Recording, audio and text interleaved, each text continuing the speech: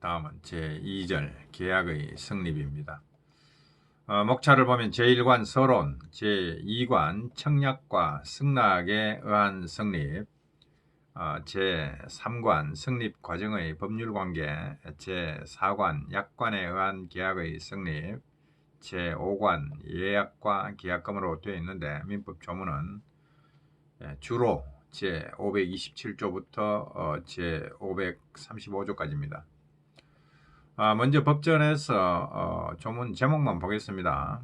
제527조 계약의 청약의 구속력, 528조 승낙기간을 정한 계약의 청약, 529조 승낙기간을 정하지 아니한 계약의 청약, 제530조 연착된 승낙의 효력, 제531조 격지자 간의 계약 성립 시기, 532조 의사 실현에 의한 계약 성립, 533조 교차 청약, 청약이 교차된다는 얘기죠.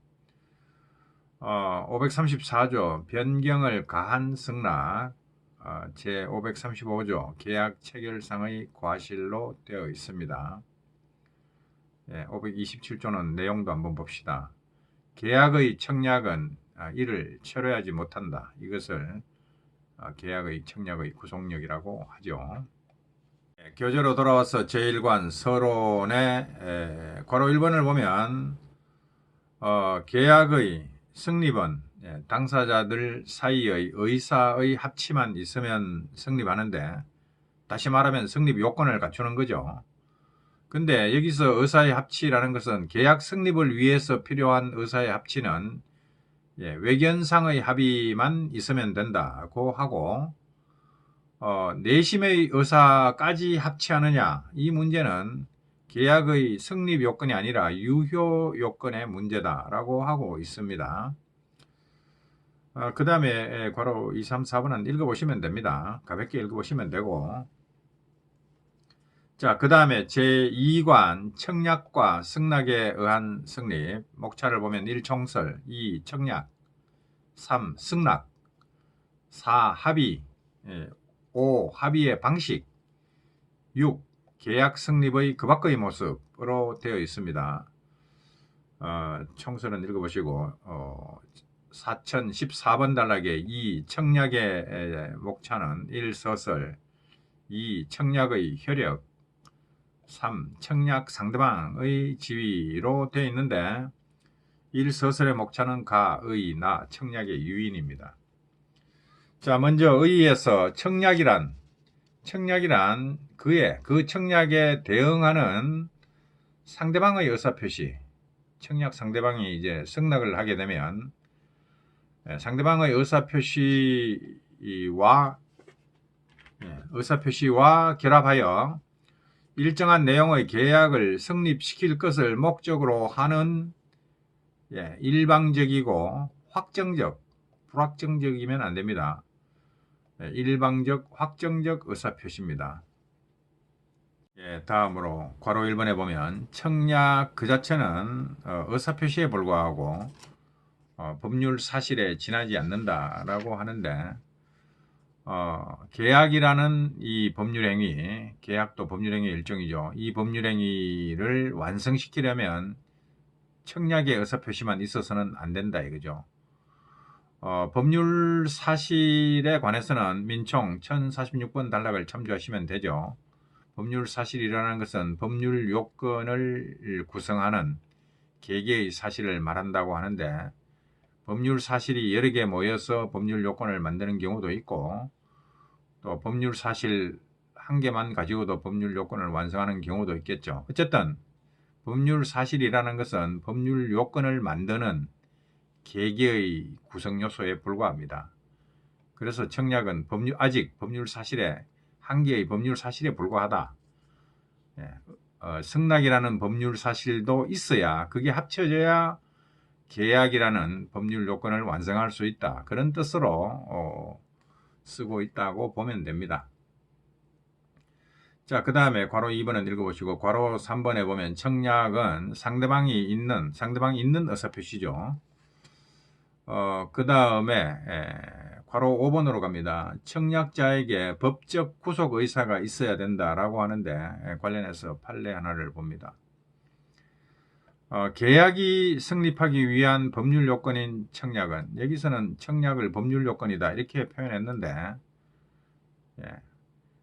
이 법률 사실이 결국은 법률 요건을 이루는 요소가 되는 거죠. 그러니까 여기서 법률 요건이라고 표현을 했습니다. 엄밀하게 말하면 법률 요건을 이루는 법률 사실이죠.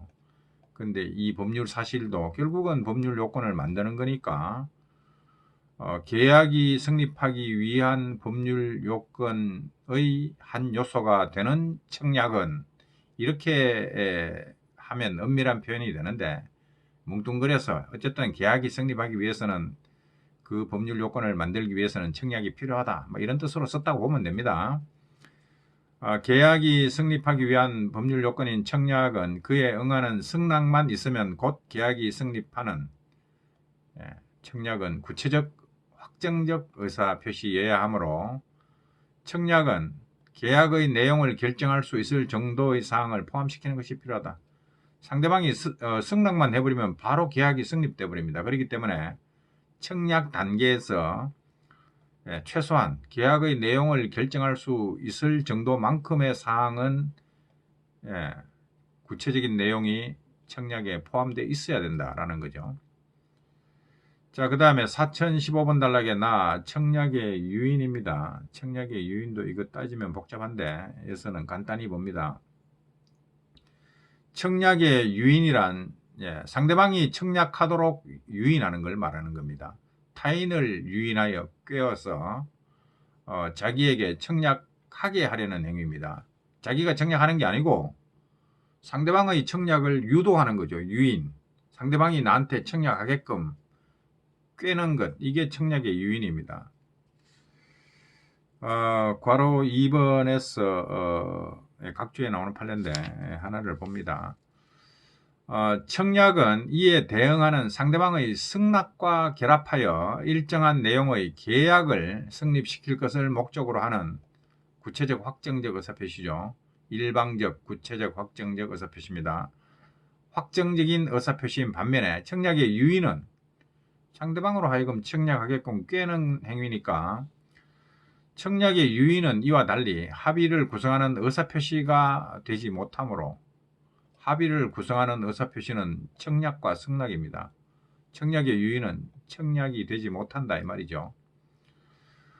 되지 못하므로 피유인자가, 유인당한 자가 그에 대응하여 의사표시를 하도록, 피유인자가 청약을 하도록 하는 거죠. 의사표시를 하더라도, 의사표시를 상대방이 의사표시했다.